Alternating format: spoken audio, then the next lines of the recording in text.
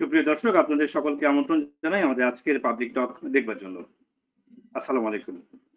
আমাদের সাথে আজ যুক্ত হয়েছেন সম্মানিত অতিথি হিসেবে lieutenant colonel professor doctor Nazmul Ahsan Kalimullah, বিএনসিসিও চেয়ারম্যান জানিপব। স্যার, আপনাকে স্বাগত আমাদের সাথে যুক্ত হবার জন্য। অনেক ধন্যবাদ। ধন্যবাদ।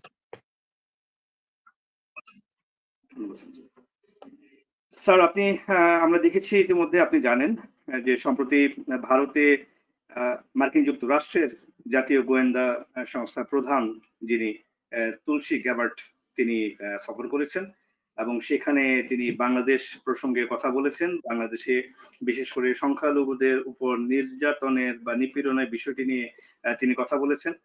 একই সাথে স্যার,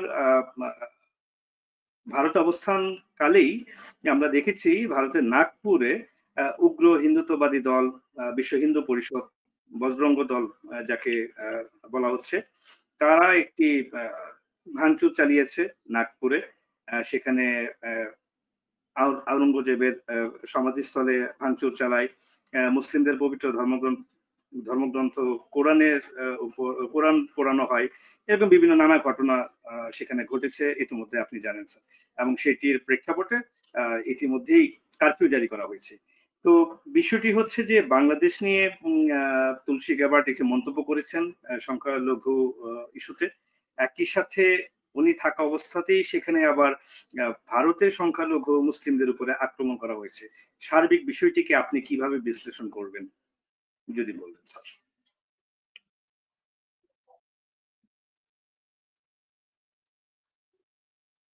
ধন্যবাদ। দেখুন, তুলসী গ্যাবার্ট এনডিটিভিতে যে সাক্ষাৎকারটি দিয়েছেন এবং আমাদের বাংলাদেশের প্রসঙ্গ যেভাবে উত্থাপন করেছেন, সেটি দীর্ঘ হোমওয়ার্কের ফল। সুতরাং আপনার তাৎক্ষণিকভাবে আপনার ভারতে অবস্থানকালীন সময়ে নাগপুরের যে ঘটনা, সেটি নিয়ে হোমওয়ার্ক করবার ফুরসত থাকবার কথা নয়। তিনি পিস জাতির যে স্পাই বসদের যে সম্মেলন, যেটির পৌরোহিত্য করেছেন অজিত দোভাল মহোদয়, তাতে মার্কিন ডিপ স্টেটকে রিপ্রেজেন্ট করতে এসেছিলেন এবং সেখানে যে সুযোগটি পাওয়া গেছে এনডিটিভির মাধ্যমে, সেখানে খুব ঠান্ডা মাথায় সুচিন্তিত ভাবে তিনি কিন্তু এই স্টেটমেন্টটি হাজির করেছেন এবং তার যিনি নিয়োগকর্তা আমাদের প্রেসিডেন্ট ট্রাম্প মহোদয়, তিনি আপনার তার নির্বাচিত হওয়ার একেবারে প্রাককালে এটি টুইট বা এক্স বার্তার মাধ্যমে তিনি কিন্তু একই রকমের বক্তব্য হাজির করেছিলেন। আমাদের বাংলাদেশের অনেকে যারা শো অ্যাটেন্ড করেন, টকশো শিল্পী, তারা আপনার বলবার চেষ্টা করেছিলেন যে নির্বাচনে এশিয়ান বা হিন্দু ভোট পাওয়ার জন্য হয়তো ট্রাম্প মহোদয় এরকমের বুলি বচন হাজির করেছেন। আমি তখনই বলেছিলাম যে এটি একটা নির্দিষ্ট পলিসি পারসুয়েন্সের ফল, আপনার এইভাবে হালকাভাবে দেখবার কোনো সুযোগ নেই। এবারও তুলসী যে কথাগুলো বলছেন তাকে রিফিউট করবার জন্য স্টেট ডিপার্টমেন্ট প্রতিদিনকার যে আপনার ব্রিফিং গুলো হাজির করে, সেখানে যে প্রশ্ন ছুড়ে দেওয়া হয়েছিল তার বিপরীতে সংশ্লিষ্ট স্পোক্স পারসন তিনি কিন্তু কোনো পজিশন ব্যক্ত করেননি, সঙ্গত কারণে, কারণ তার ওই অর্থে হোমওয়ার্ক নেই। উইথ অথরিটি একমাত্র বলবার অধিকার রাখেন ট্রাম্প মহোদয় এবং তার ডিপ স্টেট যিনি রিপ্রেজেন্ট করেন সামগ্রিক অর্থে তুলসী, এতে কোনো সন্দেহ নেই। আর আপনার আমি যে অ্যানালজিটা ড্র করব সেটি হচ্ছে, আপনার এই হঠাৎ করে অর্থাৎ জুলাইয়ের 1 তারিখ থেকে টিল টু ডেট বাংলাদেশে দীর্ঘ দিন ধরে যে কাণ্ডগুলো আমরা দেখেছি, 71-এর পরে ধরনের কাণ্ড ঘটতে দেখিনি। সবগুলো কাণ্ডই কিন্তু করছে। ক্রাইম এগেন্সট হিউম্যানিটি বলুন, ধর্ষণ বলুন, হামলে পড়া বলুন, তারপর আপনার বুলডোজ করা বলুন, আপনার অগ্নিসংযোগ বলুন, নিপীড়ন যত রকমের হতে পারে সবকিছু কিন্তু আমাদের প্রত্যক্ষ করতে হচ্ছে।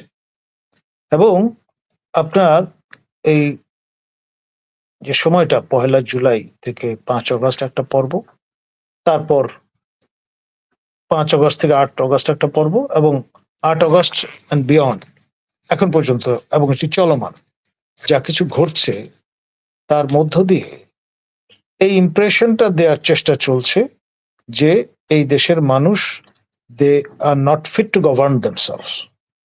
এবং এই প্রিটেক্সটটা ব্যবহার করে একটা পর্যায়ে যদি গণভোটের আয়োজন করা হয় যে আপনারা কি এই রাষ্ট্রের মধ্যে থাকতে চান না ভিন্ন রাষ্ট্রের পরিচয় গ্রহণ করতে চান, তখন সেই রকমের মাইন্ডসেট নিয়ে যদি ইলেকটোরেট এর সামনে এই চয়েস হাজির করা হয় তখন ব্যাপারটা কি দাঁড়াবে। তাত্ত্বিক বিবেচনায় আমি এই ইস্যুটা ফোরফ্রন্টে নিয়ে আসলাম।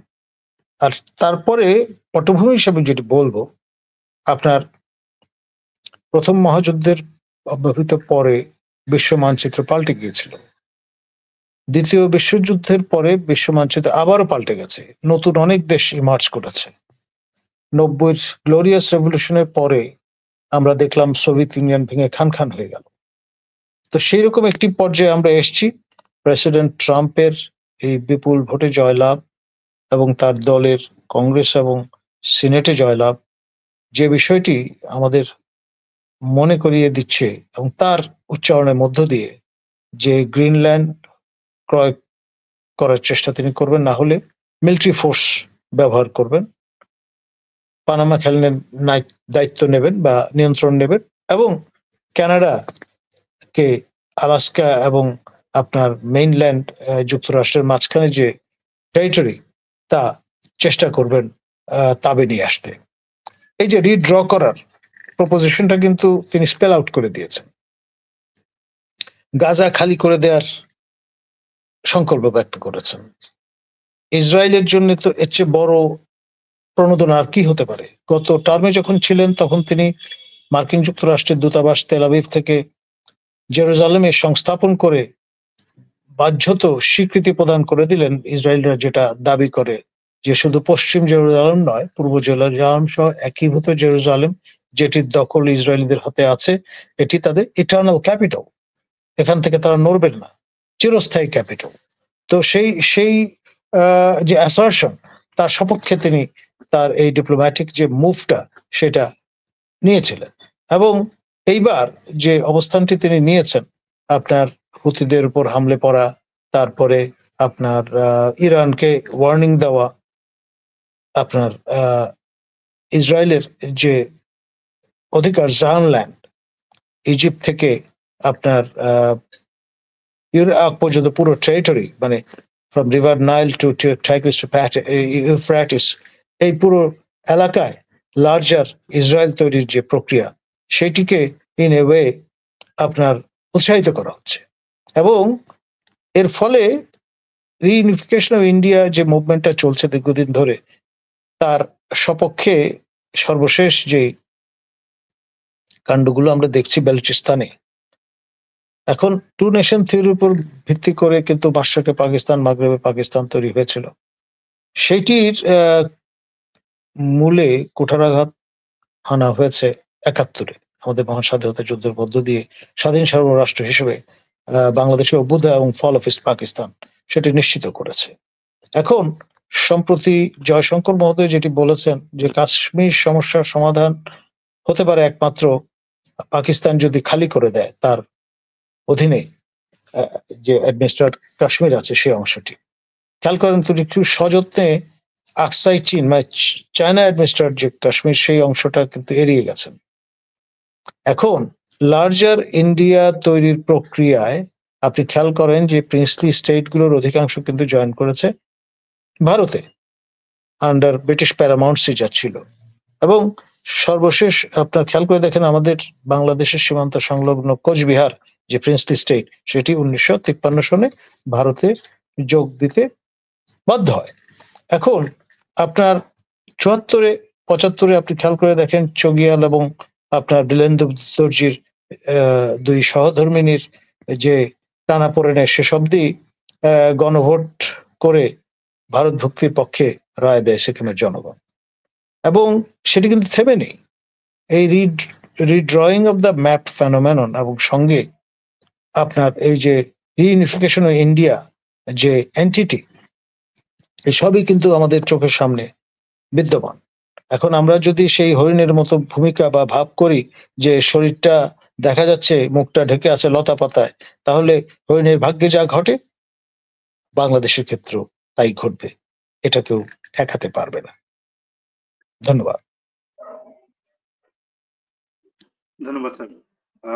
স্যার, তুলসী গ্যাবার্ডের এই মন্তব্যকে কেন্দ্র করে বিষয়টি কি এমন কোনো সম্ভাবনা রয়েছে কি আপনার কাছে মনে হয় একজন বিশ্লেষক হিসেবে, যে এটি আওয়ামী লীগের জন্য সহসা কোনো একটি ইতিবাচক দিক বয়ে আনতে পারে তাদেরকে পুনর্বাসিত করার জন্য? দ্বিতীয় স্যার, যে বিষয়টি এটির সাথে আমি জানতে চাইছি, বাংলাদেশের অন্তর্বর্তীকালীন সরকার পক্ষ থেকেও এটির বিষয়ে প্রতিক্রিয়া জানানো হয়েছে। এতে করে কি বাংলাদেশ ওয়াশিংটন সম্পর্কে কোনো ধরনের ফাটল সামনে কি আসতে পারে আপনার কাছে মনে হয়? ধন্যবাদ। এটি ডে টু ডে ডিপ্লোমেসির অংশ বলে আমি মনে করি না। আপনার আওয়ামী লীগ বা হাসিনা পরিবারকে ক্ষমতায় পুনরায় অধিষ্ঠিত করবার সঙ্গেও এই অ্যাসাশনের কোনো সম্পর্ক আছে সেটা আমি বিশ্বাস করি না। মূল বিষয়টা ওই যে রিড্রয়িং দ্য ওয়ার্ল্ড ম্যাপ, তার সঙ্গে এটি যুক্ত, এবং আপনার এই যে সুইফটলি রিবাফটি প্রদান করেছে press wing of professor Yunus, আমাদের মাননীয় প্রধান উপদেষ্টার দপ্তর, এটি এই কারণে যে professor Yunus is a world player, is the best marketing man of Bangladesh and the best packaging person of Bangladesh. তিনি এর ইমপ্লিকেশন বুঝবার চেষ্টা করেছেন, বোঝেন, এবং অসংখ্যবার খেয়াল করে দেখেন শখানেক নোবেল লরেট তার পক্ষে আপনার স্বাক্ষর করা যেই ক্যাম্পেইনগুলো তিনি পরিচালনা করেছেন শেখ হাসিনার সময়, এগুলো তার হাত যে পাকা, তিনি যে পাকা খেলোয়াড় তারই প্রমাণ বহন করে। আপনার আনারি আপনার নাবালক কোট অ্যান্ড কোট যারা এক্স গ্রাইন্ড করছিলেন, এই যে মোহাম্মদ সরফ লোকজন, আপনার আমাদের জয়, যিনি শেখ হাসিনা তনয়, এবং তার যে লেসপেন্সাররা, তারা আপনার কতটা অর্বাচীন সেটি কিন্তু শেখ হাসিনার এই যে রেজিমের যে পতনটি ঘটলো তার মধ্য দিয়ে কিন্তু প্রমাণিত হয়েছে। আপনার গ্যাং অফ ফোর যাদের কথা আমি বলি, তারা আপনার লেজ গুটিয়ে কোথায় গিয়ে আশ্রয় নিয়েছেন, অবস্থান করছেন। এদের চারজনে কেউ কিন্তু দেশে নাই, কেউ কেউ তো ওমানে গিয়ে হাজির হয়েছেন, এই রোজার সময় ফ্রেশ খেজুর হয়তো খাচ্ছেন, কিন্তু নিজেদের গায়ের চামড়া হয়তো বাঁচিয়েছেন। অ্যাট হোয়াট এক্সপেন্স, সেটাও কিন্তু আমাদের ধর্তব্যের মধ্যে নিতে হবে। ধন্যবাদ।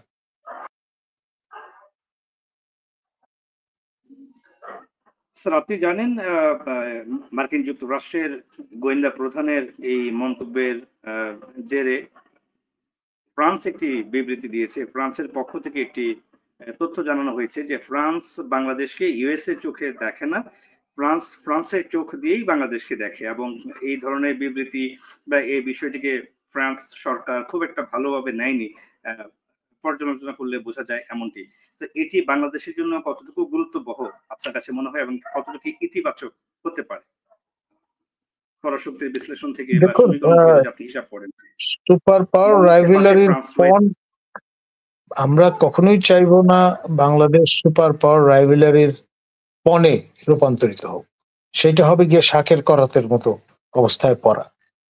তো ডেফিনেটলি আপনার তখনই আমাদের বিষয়টি নজরে এসছে যে ফ্রেঞ্চ এম্বাসি তাদের এই ওয়েবসাইটে এই রিবাফ মূলক স্টেটমেন্টটি প্রেস উইংয়ে সেটি হাজির করেছে, যেটি নর্মালি তাদের করবার কথা নয়। তার ধারাবাহিকতায় আপনি যে ব্যাখ্যাটি হাজির করলেন তা পরবর্তীতে এসছে। এখন ফ্রান্স ইন্ডিপেন্ডেন্ট একটা পলিসি পার্সু করে সেই শার্লস ডে গলের সময় থেকে। সুতরাং তারা ইউরোপ যে একটা এন্টিটিতে রূপান্তরিত হলো, বেসিক্যালি জার্মান এবং ফ্রেঞ্চ সৌহার্দ্যের মধ্য দিয়ে, তার প্রতিফলন এটি। এখন আপনার যখনই ইউক্রেনের পেছন থেকে ট্রাম্প প্রশাসন তার হাত পা গুটিয়ে ফেলার প্রক্রিয়া শুরু করলো, তাতে ইউরোপ প্রমাদ গুনেছে। ইউরোপের অন্যতম দুই শরিকের একটি কিন্তু ফ্রান্স, এবং ফ্রান্স নিরাপত্তা পরিষদের স্থায়ী সদস্য, তার ভেটো পাওয়ার আছে, সে নিউক্লিয়ার ক্লাবের সদস্য। সুতরাং সেই জন্যে তারা তাদের মতো করে অ্যাসার্ট করবার চেষ্টা করছে। কিন্তু ফ্রান্স এবং যুক্তরাষ্ট্রের তনুবপুর সঙ্গে আমাদের কোন অবস্থায় আসলে তুলনা করা চলে না। ধন্যবাদ। স্যার, একজন মার্কিন সিনেটর সম্প্রতি বাংলাদেশে সফর করেছেন, যিনি এসেছেন। স্যার, একটি বিষয় উঠে আসছে, সেটি হচ্ছে যে একদিকে মার্কিন গোয়েন্দা প্রধান ভারতে অবস্থান করছেন, বাংলাদেশ ইস্যু নিয়ে কথা বলছেন। সেটি না হয় স্বভাবতই একটি সম্মেলন গোয়েন্দা প্রধানদের সারা বিশ্ব। আবার একই সাথে যে মার্কিন একজন সিনেটর বাংলাদেশে সফর করেছেন, আমাদের সরকারের সাথে কথা বলছেন বিভিন্ন বিষয় নিয়ে, এবং সেটির প্রেক্ষাপটে বাংলাদেশ সরকারের পক্ষ থেকেও জানানো হয়েছে ওনাকে যে ধর্মীয় সম্প্রীতির তথ্য জানতে মার্কিনীদেরকে আমন্ত্রণ জানানো হয়েছে। চাইলে ওনারা এসে স্বচক্ষে দেখতে পারেন যে আমরা সৌহার্দ্যপূর্ণ একটা অবস্থান রয়েছে। এবং এটি তো স্যার সত্যই যে বাংলাদেশে আসলে ধর্মীয় একটি সম্প্রীতি বহুকাল ধরেই বিরাজমান। তো একই সাথে দুটো বিষয় কি কোনো যোগসূত্র রয়েছে, নাকি দুটো আসলে দুটো ভিন্ন ঘটনা আপনার কাছে মনে হয়? এবং সম্পর্ক হিসেবে আমি জানতে চাইবো স্যার আপনার কাছে, সেটি হচ্ছে এই যে মার্কিন সিনেটরের এই ভ্রমণ বাংলাদেশে, সরকারের সাথে আলাপ আলোচনা, এই বিষয়টি আমাদের জন্য মার্কিন ওয়াশিংটন ঢাকা সম্পর্কে কতটুকু ইতিবাচক বয়ে আনতে পারে, বা ইতিবাচক কোনো সম্ভাবনা রয়েছে কিনা জায়গা থেকে? ধন্যবাদ। দেখুন, গ্যারি চার্লস পিটার, তিনি একজন ডেমোক্র্যাট সিনেটর, এবং সিনেটের যে অস্ত্র বিষয়ক কমিটি আছে সেটির চেয়ার। তিনি স্বল্প সময়ের জন্য বাংলাদেশে এসেছেন তার এন্টোরাজ নিয়ে, এবং প্রফেসর ইউনূসের যে রেজিম, তারা সর্বাত্মকভাবে অ্যাগ্রেসিভ স্টাইলে আপনার রিচ করবার চেষ্টা করছেন মার্কিন এস্টাবলিশমেন্টকে। প্রথমত আপনার এলন মাস্ক, তার যে স্টারলিংক প্রকল্প বা প্রজেক্ট সেটি, এবং এর পাশাপাশি এখন মার্কিন অস্ত্র কেনার সম্ভাব্যতা খতিয়ে দেখা যায় কিনা, it's kind of a bet. এখন দীর্ঘদিন ধরে, অর্থাৎ 75-এর পট পরিবর্তনের পর টিল টু ডেট, চীনের জন্য সবচেয়ে সেফ অস্ত্রের বাজার হচ্ছে বাংলাদেশ। আমাদের সশস্ত্র বাহিনী তাদের হার্ডওয়্যার গুলো সস্তায় পেয়ে অভ্যস্ত। এখন সেই জায়গায় যদি ভিন্ন আপনার কাস্টমার এসে হাজির হয়, সেটি ডেফিনেটলি চীনারা তো ভালো চোখে দেখবে না। তাদের যথেষ্ট ক্লাউড আছে অন দ্য গ্রাউন্ড, এবং এটা কিন্তু মাওসেতুংয়ের চায়না নয়। সেই বিষয়টা আমাদের মনে রাখতে হবে। তো ফলে তারা সর্বাত্মকভাবে চেষ্টা করবে তাদের যে সোয়ে সেটি মেনটেন করা। তো ফলে এখানেও কিন্তু আপনার গ্যারান্টিড ভাবে আমরা যেটা ধরে নেই যে ভারতের বিপক্ষে চীন আমাদের অকুণ্ঠ সমর্থন দিয়ে যাবে, সেখানে কিন্তু চিট ধরার সম্ভাবনা আছে। এটা ডেমোক্লিসের সোর্ডের মতো, দুই দিকে কাটে। ফলে আর মানে আমাদের ম্যানিউভারিং রুমটা কিন্তু দিন দিন ছোট হয়ে যাচ্ছে, সেটাই আশঙ্কার বিষয়। ধন্যবাদ।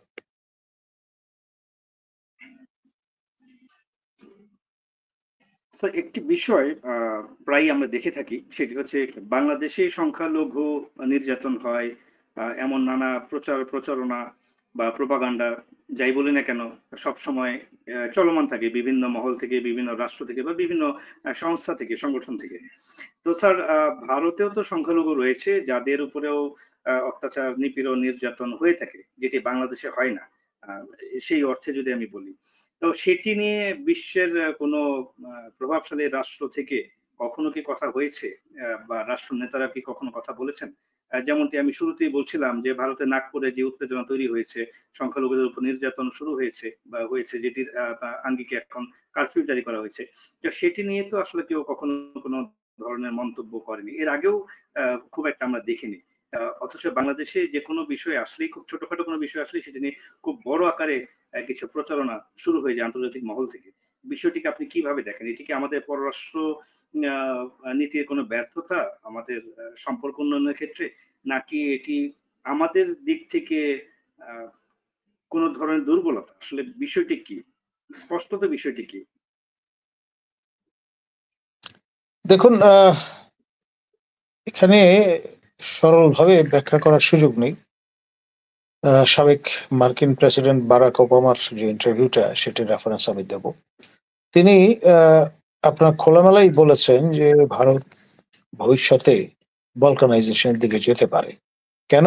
এই ধর্মীয় অসহিষ্ণুতার যে উপাদান বিদ্যমান সেই কারণে।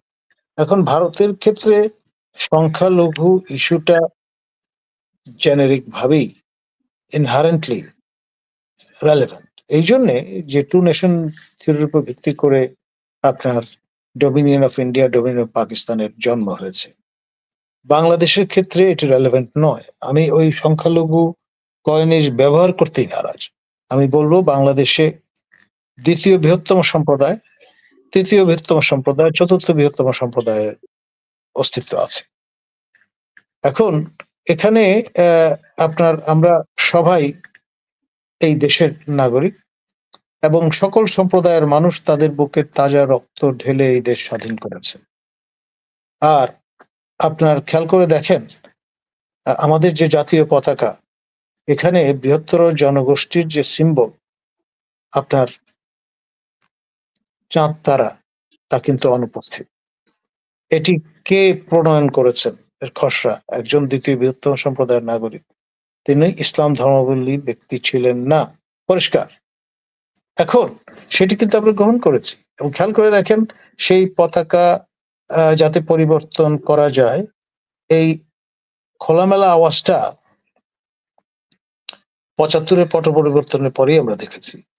তৎকালীন রেস কোর্স ময়দানে বিমান বাহিনীর তৎকালীন প্রধান তোয়াব সাহেবের সম্মুখে যে স্লোগান উত্থিত হয়েছিল, তোয়াব ভাই চাঁদ তারা পতাকা চাই, কোট অ্যান্ড কোট। সে বিষয়টি স্বাধীন সার্বভৌম রাষ্ট্র বাংলাদেশের এই ভূমিতে দাঁড়িয়ে কিন্তু বাংলা ভাষাভাষী মানুষ উচ্চারণ করেছিল। এবং আপনার ফিল্ড মার্শাল আইয়ুব খান, তিনি লুই কানকে কমিশন করেছিলেন সেকেন্ড ক্যাপিটাল প্রণয়নের নকশা তৈরিতে, এবং তিনি বাংলাদেশের মাটিতে চিরস্থায়ীভাবে পাকিস্তানের পতাকা কিন্তু প্রথিত করে দিয়ে গেছেন। আমি সবাই কিন্তু আমাদের পার্লামেন্ট ভবনের পাশ দিয়ে আপনার জুম করে চলে যাই ক্রিসেন্ট লেকের পাশ দিয়ে। সেই ক্রিসেন্ট হচ্ছে সেই পাকিস্তানের পতাকার বাঁকা চাঁদ। আর এরিয়ালি পার্সপেক্টিভ থেকে দেখলে আমাদের এই $152 মিলিয়ন খরচ করে সেই পাকিস্তান আমলে যে প্রকল্পটি চালু হয়েছিল সংসদ ভবনের, সেটি কিন্তু সেই চাঁদ তারা পতাকার তারা। তো ফলে আপনার এই যে বিষয়টা, সেটা ভবিষ্যতেও নানান রকমের ইস্যু সামনে নিয়ে আসবে। আপনার শ্রীলঙ্কার পতাকায় ইসলাম ধর্মাবলম্বী মানুষের প্রতিনিধিত্ব আছে সবুজ রঙের মধ্য দিয়ে। বাংলাদেশে সেটি কিন্তু আসলে ওই অর্থে, যে কারণে আমরা সবুজ ব্যবহার করি, তার সঙ্গে ইসলামের সম্পর্ক নেই। পাকিস্তানের পতাকায় সেটি আছে এবং তুরস্কের পতাকায় খেয়াল করে দেখেন চাঁদ তারা কিন্তু আছে। মোস্তফা কামাল আতাতুর্কের মতো ব্যক্তি পর্যন্ত সেটি বিদায় করতে পারেননি। ঢাকার রাস্তায় সম্প্রতি খিলাফত অবসানের 101তম বার্ষিকী উপলক্ষে আপনার হিজবুত তাহরীর রোড মার্চের ব্যবস্থা করেছিল। আমরা তাদের ব্যানার আনফোল্ড করতে দিয়েছি, বেশ কিছুটা সময় আপনার এই প্যারেড করতে অ্যালাউ করেছি, এবং ওরা কিন্তু গোটা 3 দিন আগেই জানান দিয়ে এই কর্মসূচি ঘোষণা করেছিল। পরবর্তীতে আন্তর্জাতিক সম্প্রদায়ের চোখে ধুলো দেওয়ার জন্যই হয়তো আমরা সাউন্ড গ্রেনেড ব্যবহার করেছি, আমরা কাঁদানে গ্যাস ছুড়ে ছত্রভঙ্গ করে দিয়েছি, কিন্তু ততক্ষণে মাইলেজ যা নেওয়ার তারা কিন্তু নিয়ে ফেলেছে। এটা ডেমোক্রেসিস রোডের মতো দুই দিক দিয়ে কাটছে। আমরা হয়তো দায়ের আবার চেষ্টা করছি যে না, প্রশাসন দমন করবার চেষ্টা করেছে, এটা একটা বক্সে টিক চিহ্ন দেওয়ার মতো একটা বিষয়। আবার এর পাশাপাশি আমরা কিন্তু এরা যেহেতু অগাস্ট এই বিপ্লবে সম অংশীদার, তারা কাঁধে কাঁধ মিলিয়ে আন্দোলনে যুক্ত ছিল। বিপ্লব পরবর্তী সময়ে তারা অ্যাসার্ট করবার চেষ্টা করেছে। জামাত এবং ইসলামী ছাত্র শিবিরের উপর ব্যান যখন তুলে দেওয়া হলো, তখন তারা একই দাবি তুললেন যে এক যাত্রায় পৃথক ফল হবে কেন? আমরাও তো হাসিনার আমলে আপনার এই ব্যানের সম্মুখীন হয়েছি। কিন্তু মজার ব্যাপার হচ্ছে, আবারও আন্তর্জাতিক সম্প্রদায়কে প্রেস আপন করার জন্য যিনি মিডিয়া সমন্বয়ক হিজবুত তাহরীরের, তাকে রিমান্ডে নিয়ে যাওয়া হয়েছে। তার ভাগ্যে শেষ পর্যন্ত কি ঘটেছে আমরা কিন্তু জানি না। এই বিষয়গুলি নিয়ে স্বচ্ছতা থাকা দরকার। কারণ যত আপনি ধামাচাপা দেবেন, লুকিয়ে রাখার চেষ্টা করবেন, ততই জল্পনা কল্পনার পরিসর বাড়বে, গুজব সংস্কৃতি আপনার বিস্তৃত হবে। এটি কাম্য নয়। এবং খেয়াল করে দেখেন, আপনার যে অবস্থাটা এখন বিরাজমান, হিজবুতের আপনার পোস্টার সারা শহরে কিন্তু শোভা বর্ধন করছে, দেয়ালে দেয়ালে একেবারে নিত্য নতুন পোস্টার, হ্যান্ডবিল বিতরণ হচ্ছে, কোনো কিছু কিন্তু থেমে নেই, কিন্তু অফিসিয়ালি আমরা ব্যান আরোপ করে রেখেছি। তো এই যে আপনার পুরনো কায়দায় চোখে ধুলো দেওয়ার যে কৌশল, এটা আর যাই হোক তুলসী গাবারের মতো দুধে মানুষেরা কখনোই গ্রহণ করবেন না। আর খেয়াল করে দেখেন, সবগুলো ইন্টেলিজেন্স এজেন্সি মার্কিনীদের তার সমন্বয় কিন্তু তিনি করছেন। তো তার এতগুলো সূত্র থেকে পাওয়া স্যাটেলাইট তো আছে, স্যাটেলাইট তো মিথ্যা কথা বলবে না। আপনি হয়তো হিউম্যান ইন্টেলিজেন্সের ক্ষেত্রে রং চড়াতে পারেন আপনি, কিন্তু স্যাটেলাইট তো যাহাই তাহাই ক্যামেরার চোখ দিয়ে প্রতি ইঞ্চি জায়গায় কি আছে না আছে, এই দেয়াল গাত্রে যে হিজবুত তাহরীরের আপনার পোস্টার শোভা পাচ্ছে ঢাকা শহরে, এটা কি তাদের নজরে এড়িয়ে গেছে? এবং আমাদের এই শহরে আপনার বড় সড়কগুলোতে আপনার আমরা জানি যে সিসিটিভি ক্যামেরার বিদ্যমান। তো সেই ক্যামেরাগুলোতে কি কারা এই পোস্টারগুলো সেটে দিচ্ছে, হিজবুতের কোন অ্যাক্টিভিস্ট এটি করছেন, সেটা কি ধরা পড়ছে না? শাক দিয়ে মাছ আমরা ঢাকবো কি করে, লুকাবো কি করে? এই জন্যই আমার মনে হয় এ বিষয়ে আন্তরিকতার কোনো আপনার যেটাকে আমি বলবো এর চেয়ে বড় মহৌষধ আর কিছু হতে পারে না। যদি আমরা কপটতার এই আশ্রয় থেকে বেরিয়ে আসি, খোলস থেকে, এবং আন্তরিকতার সঙ্গে অ্যাড্রেস করবার চেষ্টা করি এই ইস্যুটা, তাহলে আমার ধারণা অনেক বেশি নৈতিক দিক থেকে সবল অবস্থানে আমরা অবস্থান করতে সক্ষম হব। ধন্যবাদ। ধন্যবাদ স্যার। স্যার, আপনার আলোচনা থেকে একটি ছোট্ট করে এক লাইনে যদি বলেন, বিষয়টি কি, এটি কি জানবার ভুল কিনা আমাদেরও, বা দেখবার ভুল কিনা চোখে, যে হিজবুত তাহরীর যখন তাদের কর্মসূচি পালন করছিলেন, তখন যে ব্যানারগুলো ব্যবহার করেছে, সেই ব্যানারগুলোর রং ছিল গেরুয়া, এবং এটি নিয়ে অনেকে কথা বলেছে যে সাধারণত এই সংগঠনটি তাদের ব্যানার তো গেরুয়া রঙের ব্যবহার করার কথা না। বিষয়টিকে আপনি কিভাবে মূল্যায়ন করবেন? এটির পিছনে কি অন্য কোনো ষড়যন্ত্র বা অন্য কোনো ম্যানিপুলেশন আছে কিনা? দেখুন, আমি আজকে যেই ঊর্ধ্বাঙ্গের জামা পরে আছি, এখানেও কিন্তু গেরুয়া রঙের আঁচড় আছে। তাই বলে আপনি যদি এটা ট্রাই কালারের সঙ্গে সাদৃশ্য খুঁজে পান, তাহলে আমি কি করব, তাই না? বিষয়টা এইরকম। এখন কালো রং ব্যবহার করা হচ্ছে, তাকে আমরা তুলনা করছি যে এটি আইএস বা আপনার ইসলামিক স্টেট মুভমেন্টের প্রতিনিধিত্ব করে, শহীদদের প্রতিনিধিত্ব করে, এখন সেখানে গেরুয়া যে কোনো রং তো আল্লাহর দেওয়া রং, আল্লাহর সৃষ্ট রং। আমি যে চোখ দিয়ে দেখছি আপনার আমার এই ইচ্ছার গুণে পান্না হলো সবুজ, চুনি উঠলো রাঙা হয়ে, কবি রফিক আজাদ বলেছিলেন এই কথাটি, লিখেছিলেন। তো ফলে এইটাকে ভিন্নভাবে ব্যাখ্যা করার খুব একটা সুযোগ আছে বলে আমি মনে করি না। ধন্যবাদ স্যার।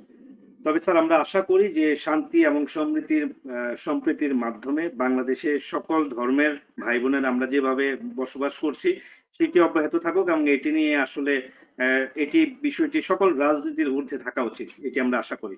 স্যার একদম শেষ দিকে আমি একটি বিষয় আপনার সামনে তুলে ধরতে চাই। আপনি জেনেছেন, পড়েছেনও হয়তোবা,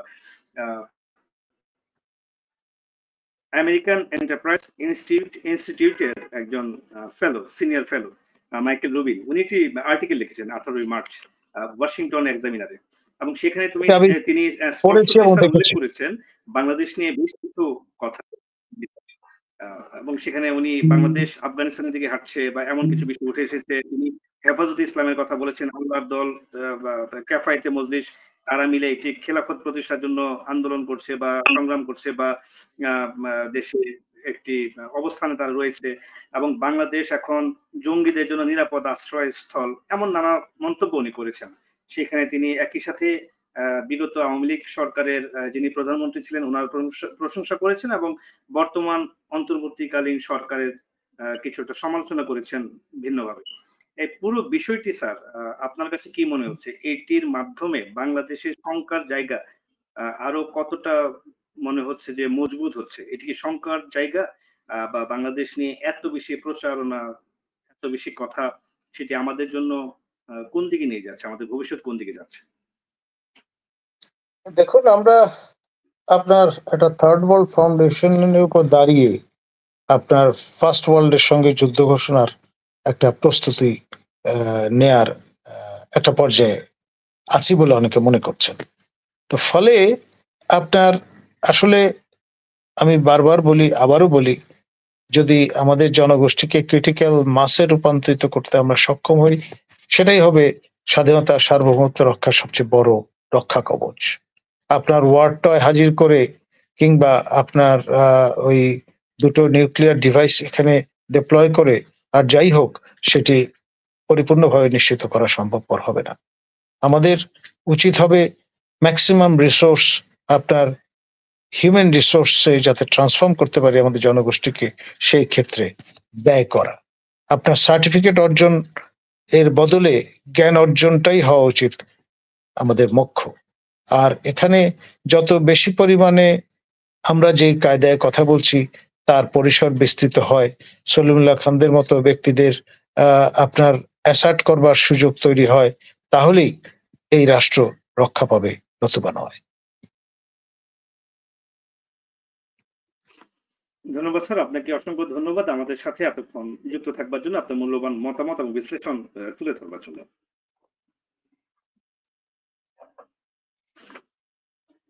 ধন্যবাদ স্যার। ধন্যবাদ। সুপ্রিয় দর্শক, ধন্যবাদ স্যার।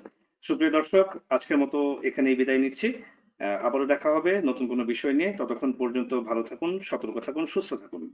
সবাইকে অসংখ্য ধন্যবাদ। শুভরাত্রি।